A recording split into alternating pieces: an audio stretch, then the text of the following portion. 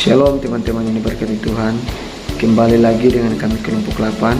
Kami berterima kasih buat kesempatan diberikan bagi kami kelompok 8 yang akan menjelaskan kembali tentang pengertian penelitian biblikal atau pengertian tentang isi Alkitab.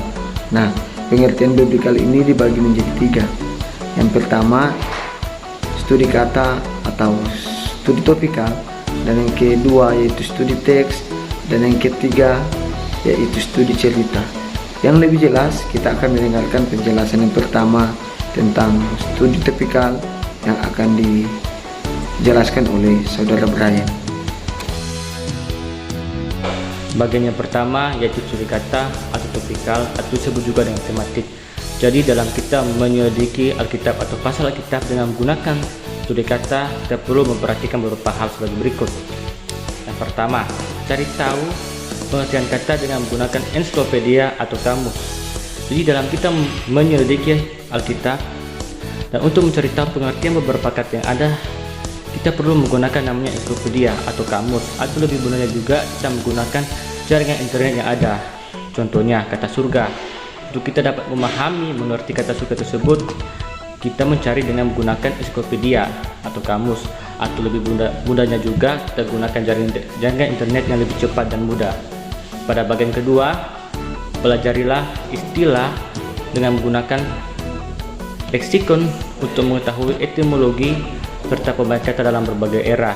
Jadi pada bagian kedua ini, untuk kita mempelajari sebuah istilah dalam Alkitab, kita gunakan leksikon untuk mengetahui etimologi atau asal-usul kata tersebut serta pemakaian kata dalam berbagai era.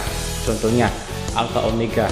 Jadi kita pelajari pengertiannya dengan menggunakan leksikon agar kita dapat mengetahui asal-usul kata alfa omega ini serta pemakaiannya dalam berbagai era. Bagian yang ketiga yaitu daftarkan ayat-ayat penting untuk menemukan suatu pokok pikiran, gagasan, dan konsep. Nah, pada bagian yang ketiga ini kita daftarkan beberapa ayat yang penting dari pasal yang sudah kita baca untuk dapat kita menemukan sebuah pokok pikiran, konsep, dan gagasan yang ada dalam pasal tersebut. Nah, bagian yang keempat yaitu merangkum hasil penyelidikan yang ada dengan menggunakan pendekatan 5W tambah 1H. Jadi setelah kita selesai menyelidiki Alkitab atau satu pasal dalam Alkitab tersebut, kita rangkum semuanya, lalu kita menggunakan pendekatan yaitu 5W 1H, yang dimana itu apa, dimana, kapan, siapa, mengapa, dan bagaimana. Baik, kita masuk pada studi tekstual. Langkah-langkah yang akan dipelajari dalam studi tekstual ada 9. Dan langkah pertama di sini adalah pilih dan tentukan ayat yang akan dipelajari. Nah, pastikan ayat ini merupakan kalimat yang lengkap. Dan langkah kedua yaitu baca berulang kali hingga memahami dengan benar. Dan langkah yang ketiga, ambil perbandingan dengan 2 atau 3 terjemahan lainnya. Misalnya terjemahan versi NET atau King James atau terjemahan lama di dalam kitab. Dan langkah yang berikut, perhatikan konteks kalimat. Konteks kalimat di sini artinya teks sebelum dari ayat yang ditentukan itu, sebelum dan sesudah. Dan konteks non kalimat. Konteks non kalimat di sini ada latar belakang penulis, geografis, budaya, dan lain-lain. Itu langkah keempat dalam studi tekstual. Dan langkah kelima adalah tetapkan pesan utama dari teks tersebut. Langkah keenam, bagilah ayat itu dalam bagian yang kecil, simak makna, bagian, dan keseluruhan ayat dalam konteksnya. Langkah ketujuh, amati dan perhatikan kata bahasanya. Langkah kedelapan, bandingkan pandangan beberapa penafsir.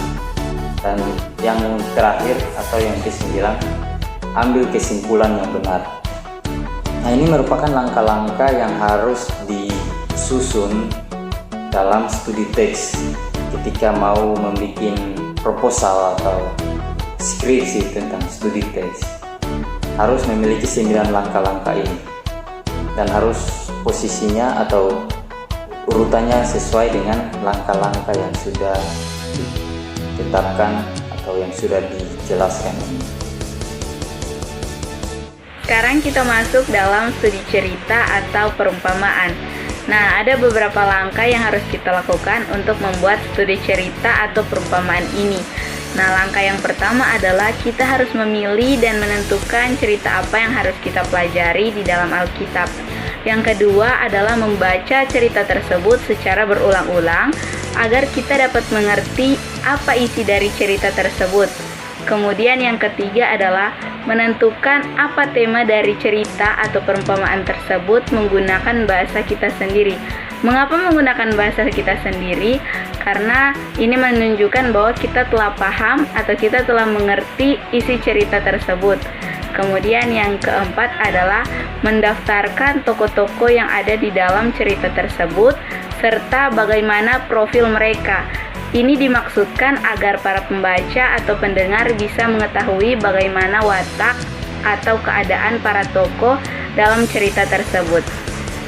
Nah, kita masuk pada langkah yang kelima, yaitu kapan kisah itu terjadi dan bagaimana situasi dan kondisi dalam studi teks atau studi cerita yang kita cari, agar kita dapat menentukan setting yang ada.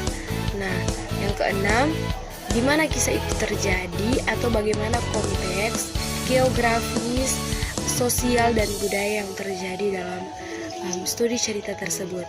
Dan yang ketujuh, kita dapat membuat deskripsi tentang kisah tersebut berdasarkan hasil pembahasan yang kita dapat buat dalam poin-poin yang kita tentukan sendiri atau bersama-sama dengan kelompok kita.